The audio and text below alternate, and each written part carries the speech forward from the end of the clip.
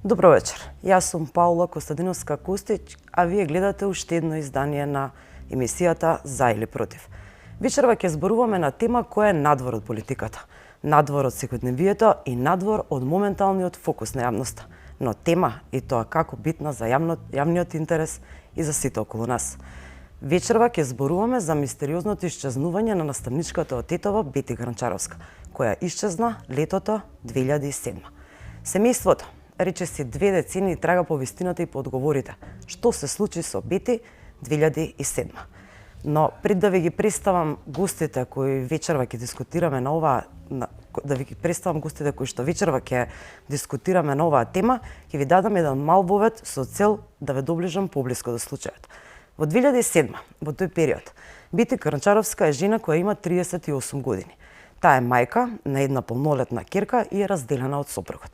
Работи како наставничка во основно училиште, предава математика, физика и информатика.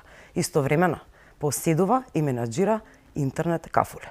Во тој период Бети одлучува и прави план како да се присели во Хрватска и таму да започне нов живот. Истовремено интензивно се дружи со еден пријател кој што и витува помош за низиниот план и преселба во Хрватска.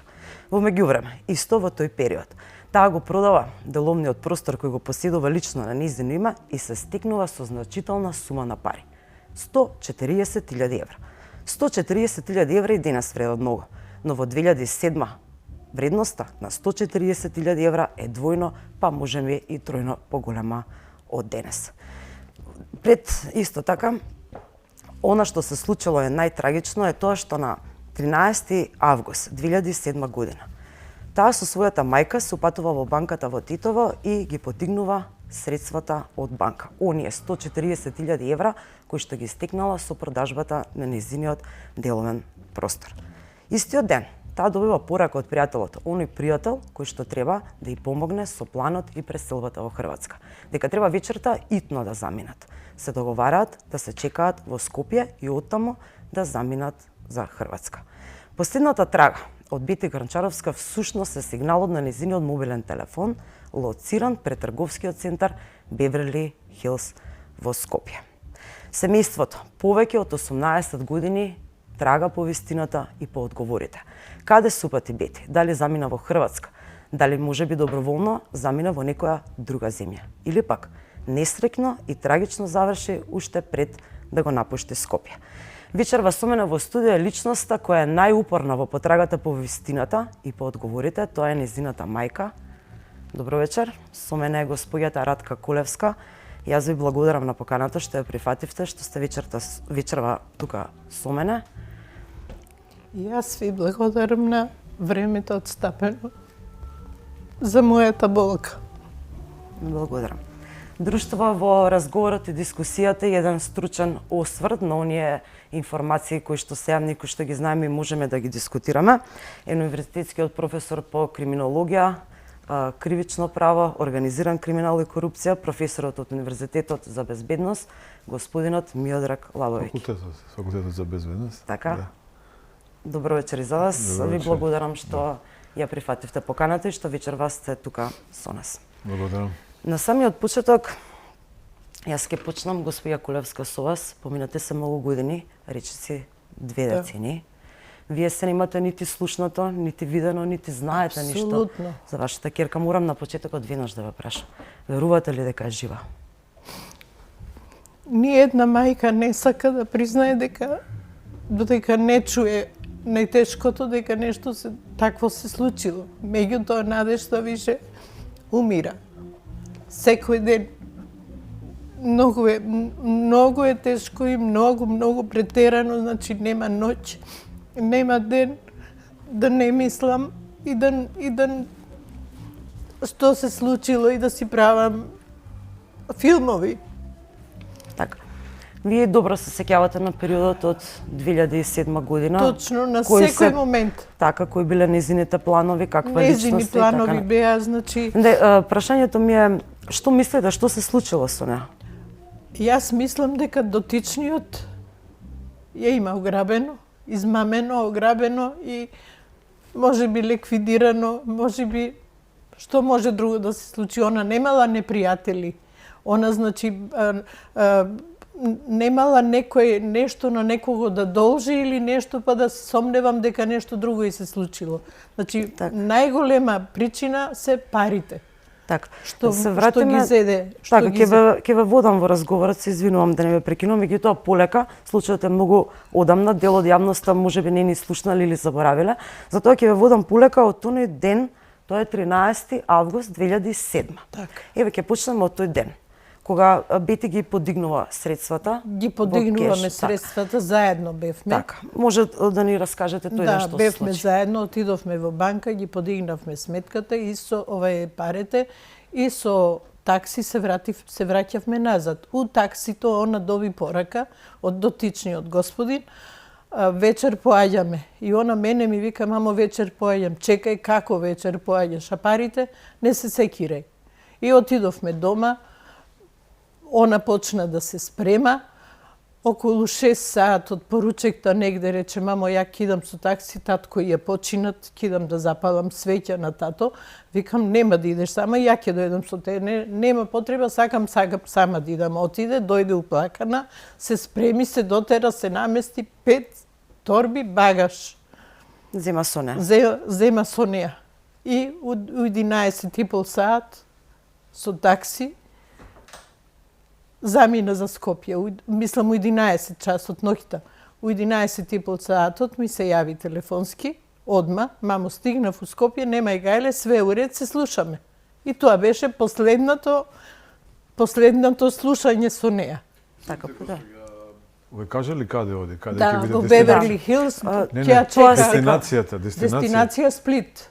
Во Сплит. Да, сама ќе оди или со тој господинот, со тој пријателот што ја убеди да оди таму и дека он има таму фамилија, дека нема проблем, ќе се снајдат, он ќе и помогне. Значи, она во багажот дури и пегла зеде со неа. Така. Може ли, ева 11:30 часот, вие се слушнавте со неа? Се слушнавме со неа. Чекавте, предпоставувам, да премине граница, да ве стави од тому дека е стигната, дека се е во ред. Што понатака во текот на ноќта се случува? 2,5 часот беше, ја не можев да спијам. Значи, не можев нормално, како мајка. А кога ја гушнав, кога ја испратив и реков, Бети, молим те да му кажеш дека знам дека поаѓаш со него. И она, леле, мамо, немој да ми правиш проблеми. Многу филмови гледаш. Тоа беа последните зборови незини. И замина и ми се јави 11:30 саатот. Да. И ја нормално мислам, ќе звонам да ја чуам дали поминале граница, како што. И звони телефонот. Во колку часот? Она 2 часот беше. После полноќ. Звони телефонот, не се јавува, си мислам музика, сигурно пуштиле, не се слуша. Или задремала. Пак звонам кај 3 нешто, пак не се јавува. Звонеше ли телефонот? Звони телефонот. После почна ја звонам, некој го исклучуваше телефонот. И мене више ме фати паника. И ја тога и напишав порака. Што беше пораката? Бети, молим те, кажи му на Дуле, се вика. Тој кажи му на Дуле дека ја знам дека поаѓаш со него, инаку ќе пријавам у полиција. Затоа што имаше пари со неа, голема сума. Значи, мене тоа одма почна да ме копка. Да ви се јавува некој немир дека може би нешто стана? Немир, како не, немир цела ноќ. Не заспав. И са бајле одма кога станав на син ми, на девојчето неизино беше кај мене. Викам вака и вака, не се јавува. Ја звонам, не се јавува. Син ми звони, не се јавува. И после син ми праќа порака, Бети, јави се, мама, ја однесовме у болница.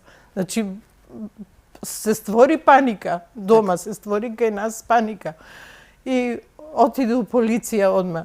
Така, вие, синот пријави во полиција. Да, отиде у полиција, не му прифатија пријавата.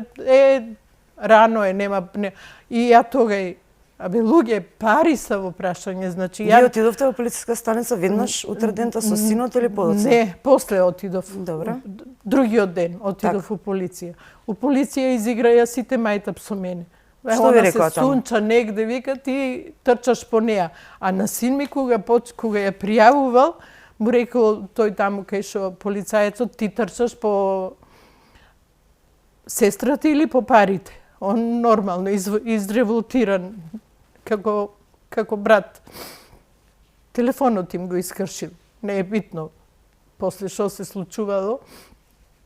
И ја, пошто не го прифатија одма она, ја дојдов за Скопје. Но вечерта дојдов со автобус, дојдов во Скопје и у Скопје у полиција пријавив. У полиција ми викат, тоа е предмет за тетово, да. И ама се јавија телефонски да го прифатат тоа случајот, дека е таква ситуација и нормално, после ја другиот ден дадов целосна изјава со све, со име, презиме, кај требало, шо требало, колку пари има со неа, значи буквално све, ништо не сум скрила, апсолутно.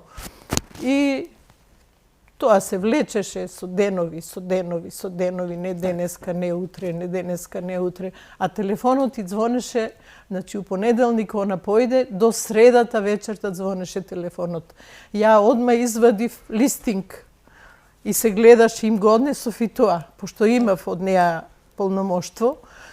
На листингот се гледа, бројот го знаев, кој број е, еве го викам тој број. Значи по 3-4 пати на ден, без разговор, него само со пораки. Сега морам да ве прашам, сигурно и другиот гостин, професорот, му прелетуваат тие прашања. Мислам дека е битно, кој друг знаеш дека во Скопје само ние дома и тој, дека парите се со неа. И тоа они рече, земи ги.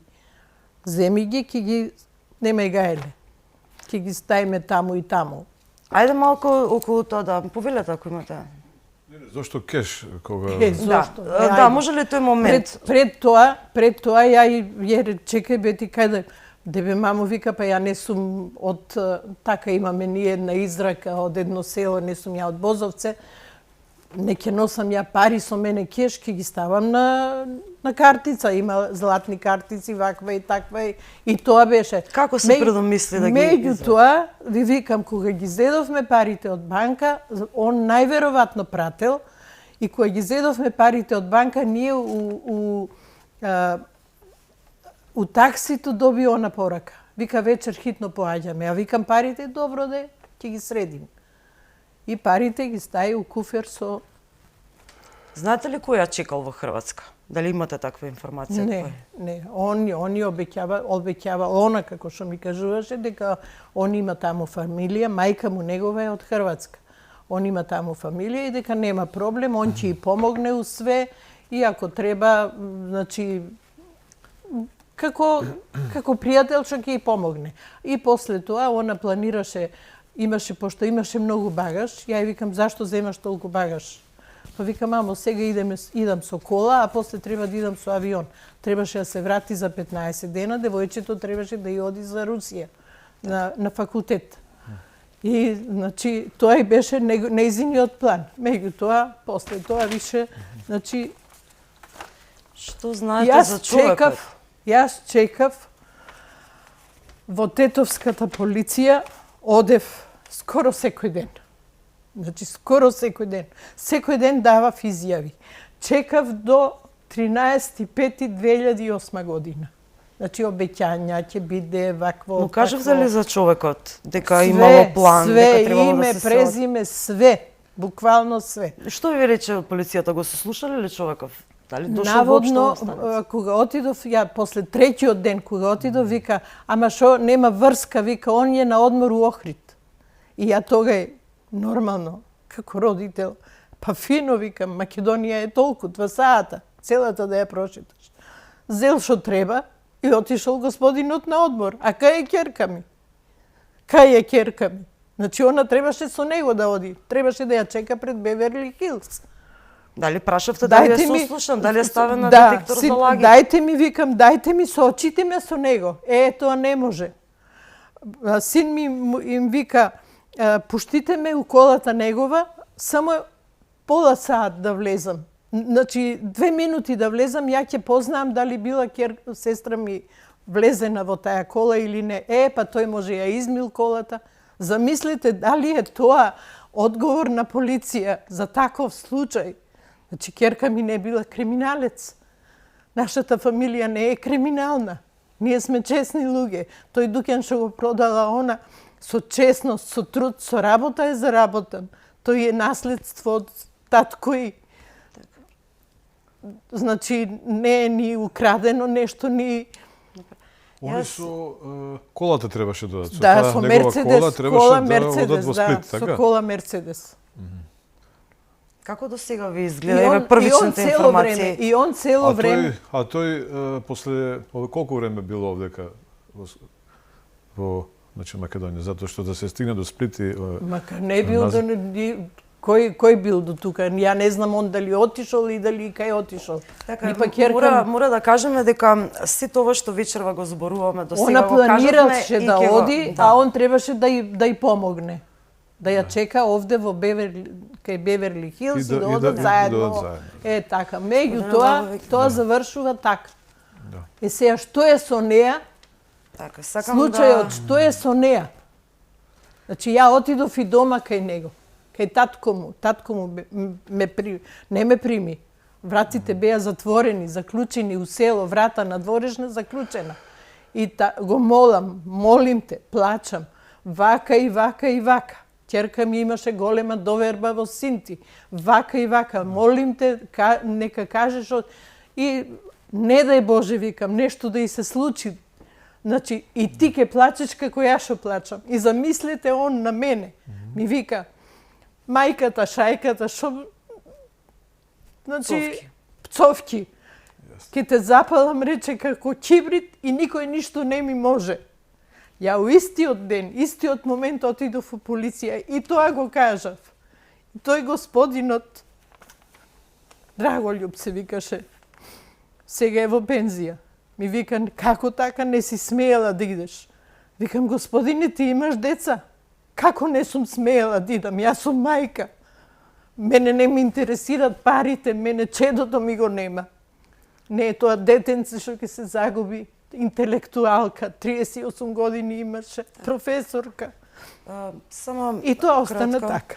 Кратко ќе се вратиме повторно на вас и на институционална голгота која што сте поминувале, ќе ни кажете детали каде сте се обратиле, што сте направиле. Да го вклучиме малку и професорот, до сега е првичната ваш првичен впечаток. Имаме веќе информации, само морам да напоменам дека сите информации се веќе, ова е веќе јавно објавено, дел ги имам собирани од социјални мрежи, имам обратено и во МВР, имам проверено, штури информации добив од МВР. Прво да ми го кажете вашиот прв впечаток, па еве јас ќе ви се навратам што добив како официјален одговор што се стрелете. Павло, за прво поканата. Јас, иако нели обично најчесто зборам за тие малку посложени теми како што се корупција, организиран криминал и нели длабоки структурни реформи за овој системско владење на правото. Меѓутоа, вечерва се на ова ваша покана одазав затоа што ме искрено, да ви кажам, трогна личната ова трагедија, судбина што ја има господјата и може би вечерва не можеме да ги ние дадеме сите одговори што се случиле пред некој таму 18 или значи колку години. Меѓутоа можеме да посочиме на некои, да речеме, грешки на кои што секој може овакви трагични настани, ова ја би рекол трагична судбина и исто така непребол за секој еден родител. Така да во таа смисла можеме да кажеме дека тука јасно има мотив, јасно има оние првични, да речеме, овие ситуации криминални,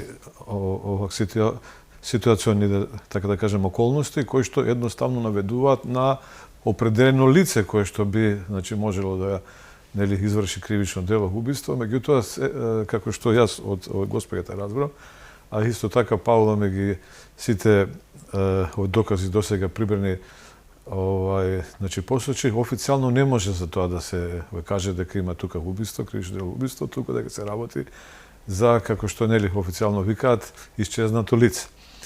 Меѓутоа, очигледно, не можем ја да сега едноставно тврдам, не знам затоа што во она време колегите што све, да речем, превземале, не превземале и нели така натаму, но можело да се и tekako превземат определени оперативно-тактички мерки, действија од, значи, кој што би можело со, значи, поголема сигурност да се оди со она првично што била основа за, да кажеме, сомнение, да се издигне на еден повисок степен основано сомнение.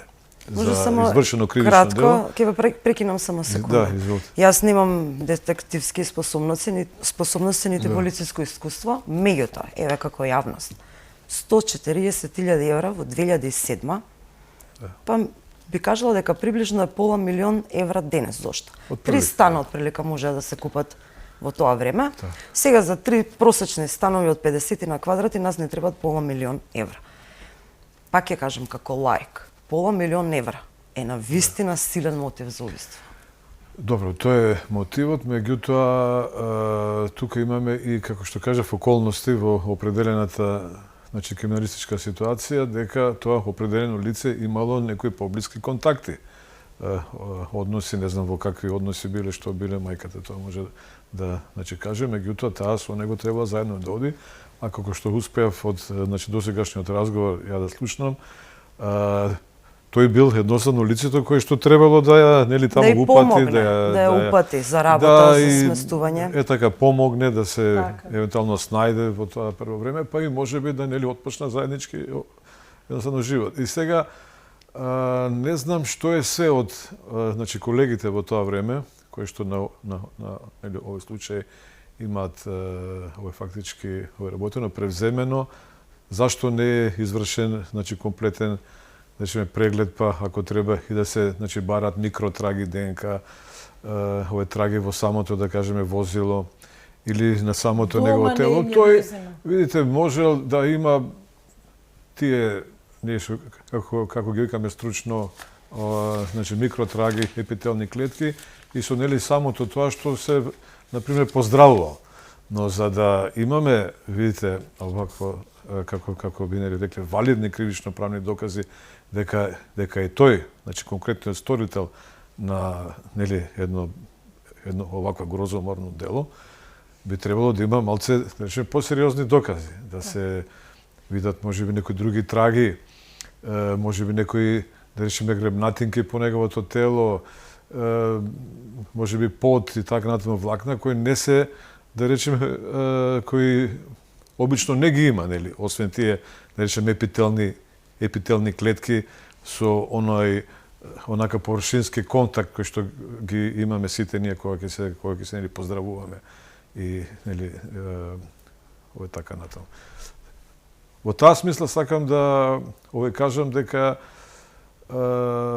може би се овој направени пропусти, не можам ја да се од ова дистанца спекулирам, затоа што сепак е поминато долго време, немам официјален извештај од тоа што е све овој преземено. Господине, јас извинјавам. Значи, јас сум лаик, што вика господјата. Јас сум лаик. Ама, јас да го водев случајот, подобро ќе го изведев.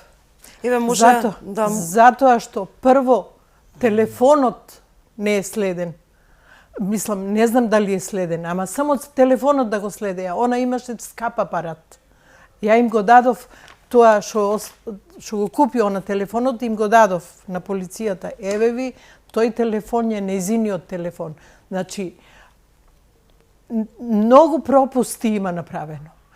Прво, значи, не дозволија у колата негова не е направено ова форензика. Точно, така, не знам стручно да кажам. Значи, увид. Увид. Требало увид да се направи. Син ми лично бараше. Колата ја продал. После неколку години, кога се уклучи господинот Владо Шаровиќ, тек тога ја пронајдоа колата во Гостивар и направи тоа по увид на по најверојатно по барање од господинот Владо. Он го водеше случајот и он не упати кај господинот Но тоа било после неколку години. Да, после неколку години. Меѓутоа, тоа требало да се направи истиот ден. Така. Значи, намерно се направени многу пропусти. Да, затоа ве прашав што точно ви кажа полицијата на првите моменти. Например, вие сте го посочиле. Она негде се сунча, а вие дигате галама. Добро, вие го посочивте лицето. Вечерва за кој што зборувате. Точно, и лицето и парите. Дали помина детектор за лаки? Дали беше повикано во полициска станица? Што кажеш? Не знам. Дали воопшто седнат на детектор за лаги? Никој не ме обавести ништо. Добро.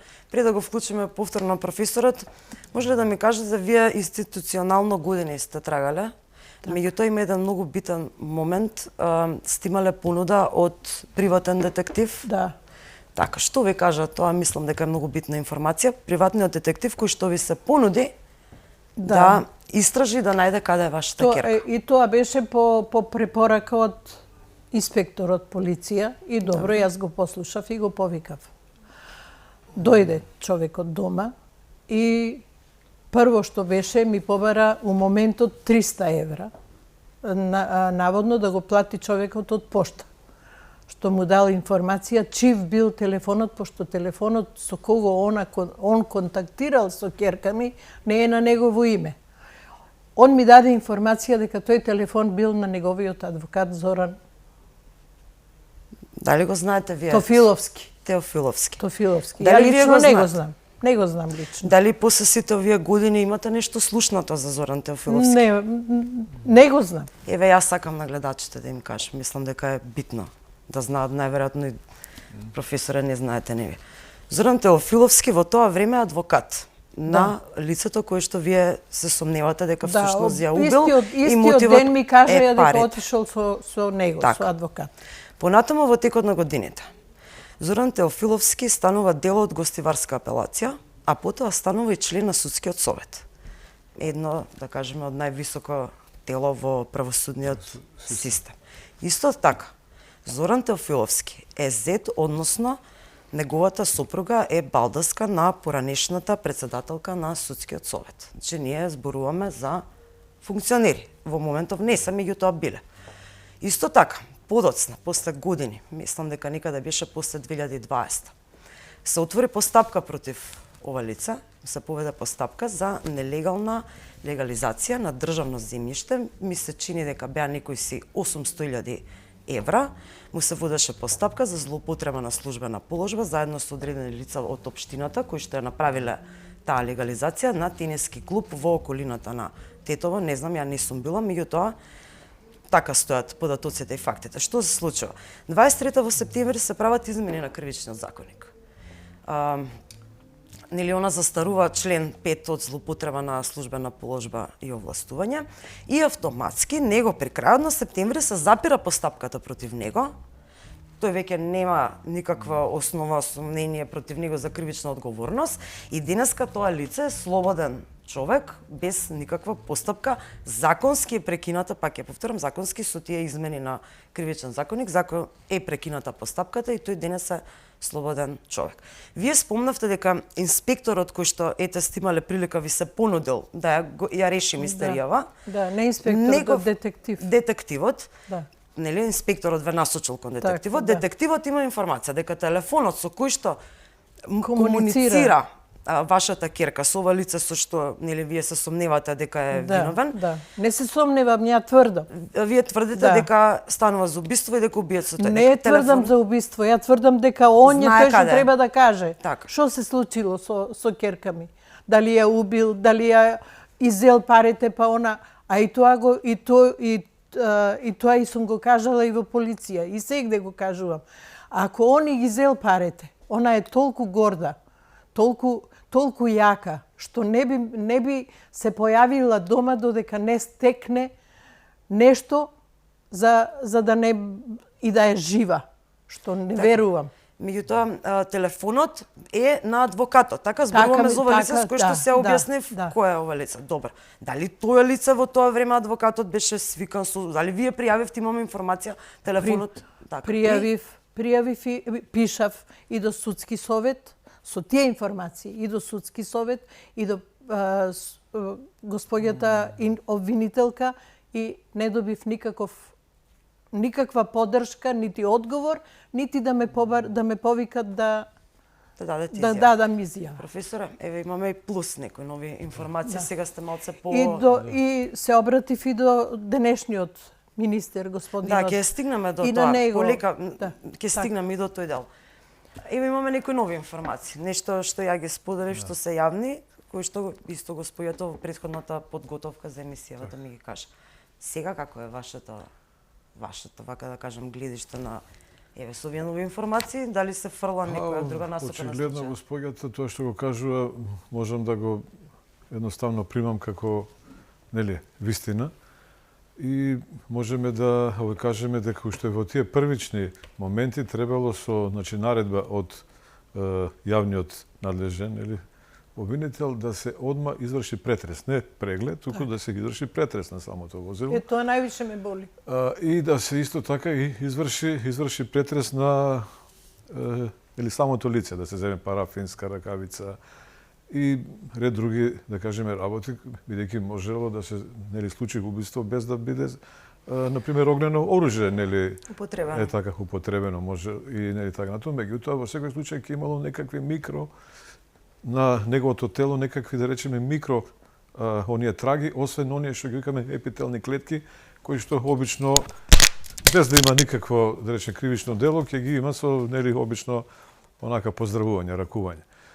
И ете, во едни овакви, видите, овој случај, дури после неколку години, како што кажавте вие, началникот покоен, сега Владимир Шарович, кој што беше голем професионалец и со кој што јас сум лично работел. Превише задоволен од него. Кој што јас сум со него лично работел, он во тоа време беше началник.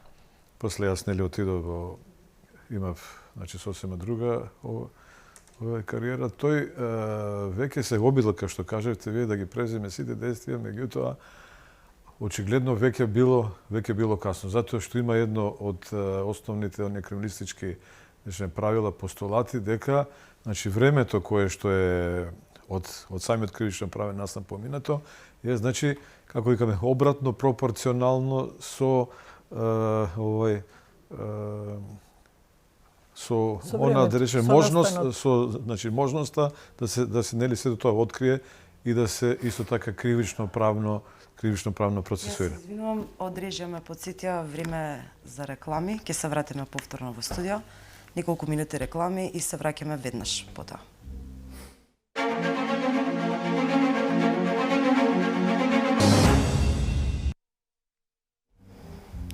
Почитувани, ние сме повторно назад во студио. За оние кои што подоцна ни се приклучија, зборуваме за мистериозното исчезнување на наставничката од Тетово, Бети Гранчаровска. Во последниот пред блокот на рекламите застанавме со професорот Миодраг, меѓутоа јас би сакала вас да ве прашам, па потоа ќе се навратиме на професорот. Може ли да ми кажете што ви кажа господинот сега покоен, за жал, инспекторот на насилен криминал Владимир Шаровик?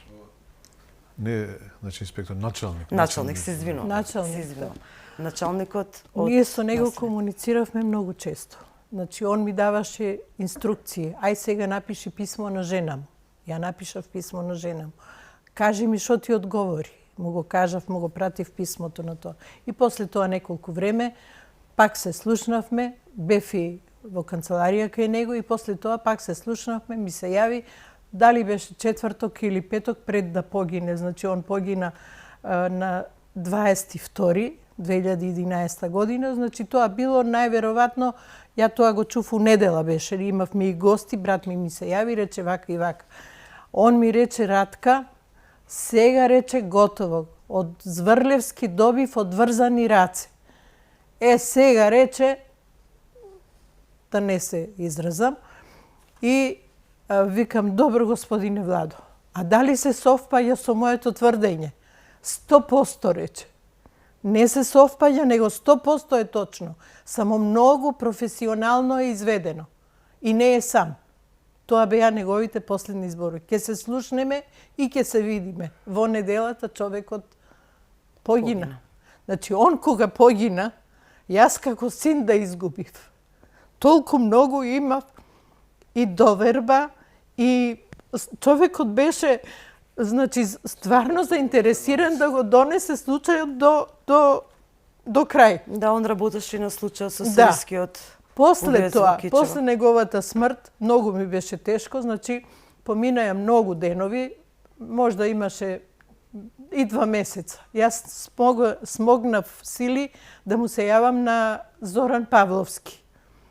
Викам, господине, прво сочувство, не можев да се јавам, ми беше многу тешко, што го чув тој таја случка и он така малу, да ви кажам искрено, Па што има врска? Не работеше он сам и ја работев со него. Сега кај мене ќе се обратиш. Добро, во ред, кај вас ќе се обратам. Ќе продолжиме понатака. Нека Да, Меѓутоа сакате на секое јавување јас бев одбиена. Значи, јас ке звонам, не се јавува. Или ако се јави, немам време сега. Добро, во ред. Последниот пат кога ја добив, кога седев неколку дена кај господјата обвинителка. Да, меѓутоа ќе морам да ве прекинам. Заради тоа што незината институционална борба одење трае, сакам и на други места си ме обратено, ќе се вратам. Конкретно за работата на Владимир Шаровиќ, дали сакате да... Јас веќе истакнав, јас сум... Да, не прекина рекламите, јас се извинувам за тоа, повторно се враќам на тоа. Канцеларија, почетоците мои во самата криминалистичка полиција се работи за еден, можам да, значи, слободно кажам, исклучителен професионалец. Како што кажа веќе, значи, господите, тој сигурно ќе го реши случајот. Единствен што... Сигурно ќе го реши случајот. Постапел човечки, према мене. Меѓутоа, како што веќе реков, времето оди, одминува, се помалку, значи, помалку шансите се да се сето тоа, нели, открие, бидејќи знаете, трагите може да бидат уништени, доказите и нели така натаму. И сега официјално не знам, ја немам извештај, немам увид, не знам како се, значи води се води како нели исчезнато лице, така, нема фактички овој посебен извештај затоа што нема овој пронајдено валидни кривично-правни докази. А видите, сосема друго прашање, зошто нема пронајдено валидни... А кај се тие докази што ги имаше господинот Владо? Па и тоа е големо прашање, меѓутоа од ова инстанца сега јас не можам да едноставно дискутирам, не би сакал да никог обвинам, да не спекулирам. Не разговараше на памет. Меѓутоа очигледно е тука голема... Он имал докази.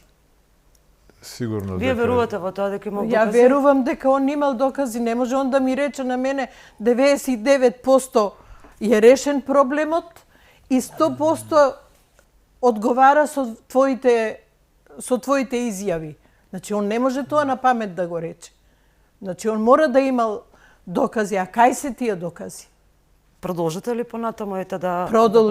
Продолжив, барав. И последната посета на господјата обвинителка во Скопје, неколку дена одев во суд, не ме примаше и кога отидов последниот пат, таму беше и господинот Зоран Павловски. И само што влегов у врата, он мене ме нападна, зошто? Вика, ти нас не врати 5 години назад со случајот, со твоето објавување во новина, во медиуми. И ја тога нормално, многу ми падна тешко. Викам, господин, ви имате деца? Колку години поминаја? Поминаја, значи, 10 години поминаја од случката, ништо не сте направили и сега јас сум ме вратила назад. Господјата Спасенка, тога да ме утеши, ми вика, не се секире, случајот е кај мене, во фиока, не може никој да го земе, ќе чекаме други времиња.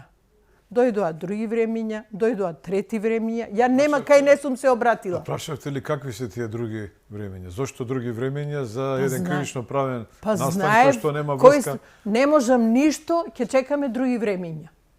Тоа беше незиниот одговор. Кога Спасенка ви го кажете? Па да ви кажам, не се сеќавам, ама најверојатно од 2012 више немам ништо фактички. Значи некаде после собраќајката на... Да, не, имаше после, почна началникот на... Јас се обратив до господинот Пендаровски, тој беше председател. Од него добив писмо. Да. Од него добив писмо дека превзел сите можни мерки и дека сака ќе го се активира. А меѓувреме добив уште едно писмо од него, фотокопија на писмото што му дале одговор од суд.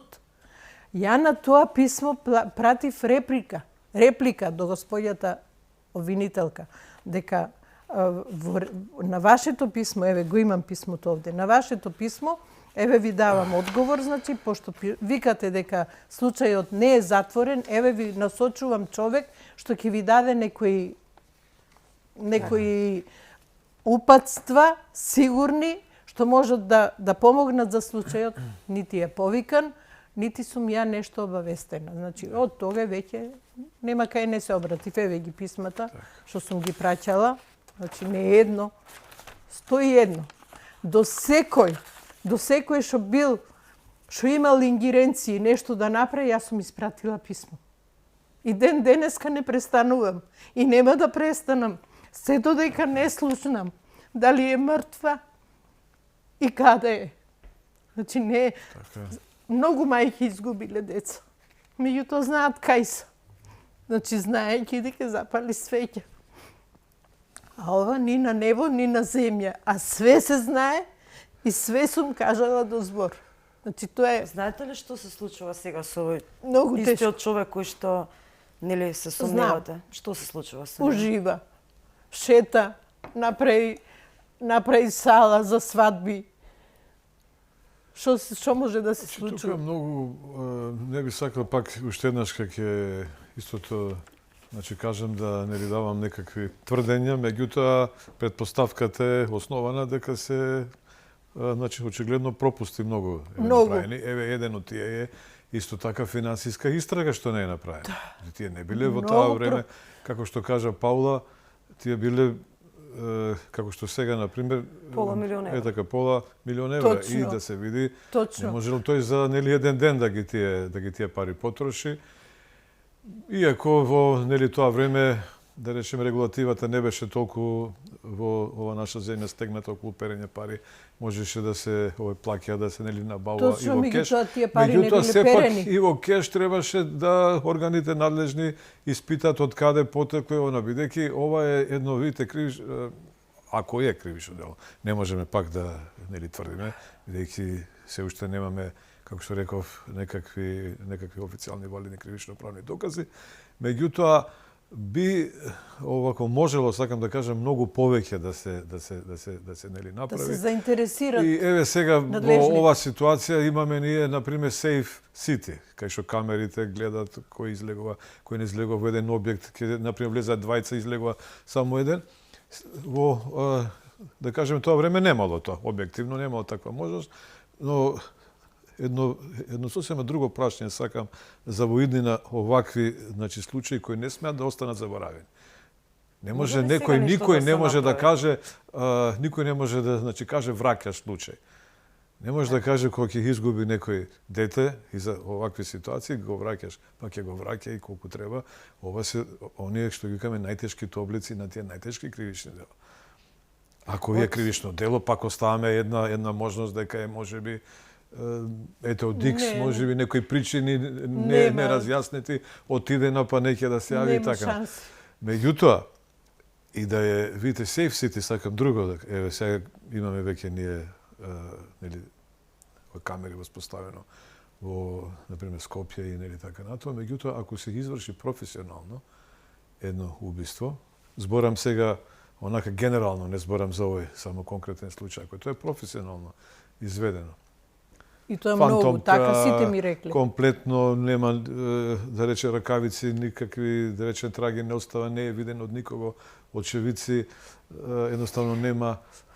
Ове колата со која што ќе го, например, напушти градот е не дури, да рече, крадена, професионалците не крадат за да може да бидат фатени со крадена кола, туку едноставно купуваат од некој, да рече, постари нели лице кој ќе да го прашате, вие тоа, например, постаро лице, на нели кого му е продал колата, тоа видите лице не мора да се сеќа и е сосема да рече објективно дека не може да се сети, а тој во, значи, тоа ќе биде нелегална, значи кола нема да биде регистрирана нормално.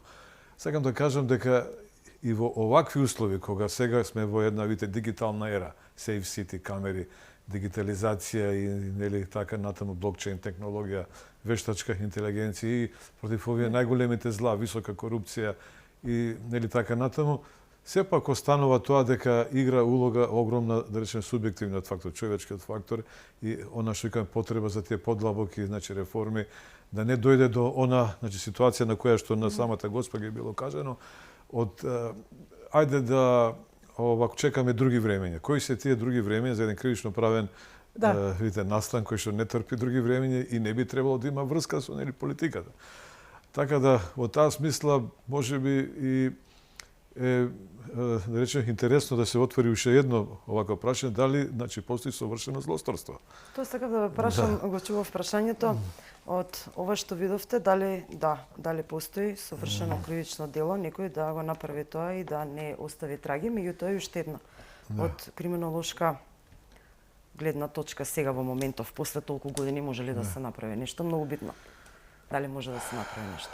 Па, не сакам да бидам песимиста и не сакам да никогаш не сум песимиста, кој сум оптимиста, меѓутоа објективно гледано многу тешко. Ајде да не речем невозможно, меѓутоа многу тешко, бидејќи на самиот почеток реков како оди, значи напред времето, се помалку шанси има да се тоа се бришат доказите. И не само трагите. тоа, него значи трагите, доказите и така натаму. Yes. Па во таа смисла, значи не би сакал да сега, овде ширам песимизам, меѓутоа објективноста е таа. Многу накратко, дали постои совршено кривично дело? Многу накратко. Па видите, Павло, одлично овака прашање поставено, дали постои во она традиционална криминалистичка наука се смета дека не постои. Дека не постои. Дека не постои, меѓутоа тоа се видите коси со едно друго основно, да речеме, епистемолошко начело, дека ништо не е апсолутно. А самата синтагма ништо не е апсолутно, има самата по себе исклучок. Има нешто што е апсолутно. И во овој случај, ништо не е беше совршено, нема совршен криминал, но по исклучок, значи ретки примери, одредени професионални криминалци можат и да извршат, значи совршено злосторство, без да остават никакви траги. Тие ги многу добро знаат, трагите кои што може да ги остават и така натаму сето тоа да го направат. Дури јас како што реков и во ситуација кога имаме сега safe city. Пак е тоа, видите, можно и од тога полицијата може би треба малце онака продлабочено, да речеме активно, Јас се извинувам, многу сме на крајот. Проактивно да ја обави својата работа. Сакам да оставам минута, две на господјата да се обрати, имате порака која што е, еве, може веќе сте му пишале на министерот за внатрешни Пончо Тошковски. Да, му пишав. Рековте останува уште на премиерот. Уште на Накратко ваша порака, може да се обратите еве сега да ја кажете. Молба, значи, како родител, се молам на сите што имат ингеренции и што можат да ми помогнат. Значи, јас не барам, ако е она мртва, да ми ја донесе жива. Меѓутоа, да се открие и да поверуват и да видат моето тврдење дека е точно, а само тој човек може да каже што се случило со неја. Значи, било што да се случило, он треба да каже. Така. Ние сме, јас ви благодарам. А тоа не е тешко. Тоа не е тешко да се... Значи, ја не можам да лажам 17 години. Јас 17,5 години се борам со таја болка. Значи, ја не можам да лажам 17,5 години, јас све знам. Некои луѓе, видите, господјо, можат и затоа во некои не така дамнешни времења полицијата велеше сега, не да бидам јас овдека погрешно сватен и дека нешто, например, заговарам против човековите прави слободи, меѓутоа порано имаше полиција, а таа велеше ќе ти удриме ќотек, па нека ти остане ќотек од бакшиш.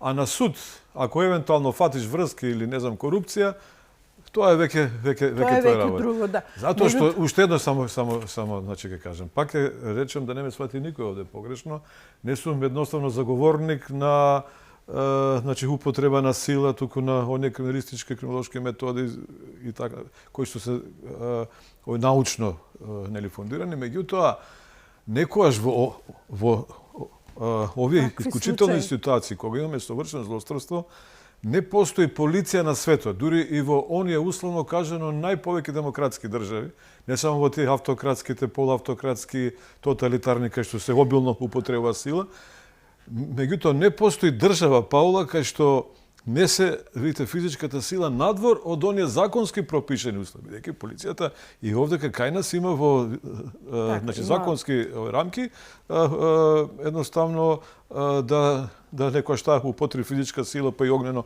оружје. Меѓутоа надвор од тие законски рамки кои се работи за значи изнуда на самото признание, не постои полиција. Тоа е фактички Па тоа само де факто, на- меѓутоа де јуре па не постои устав во светот или закон кој што го тоа во самиот устав нели овој пишува де јуре.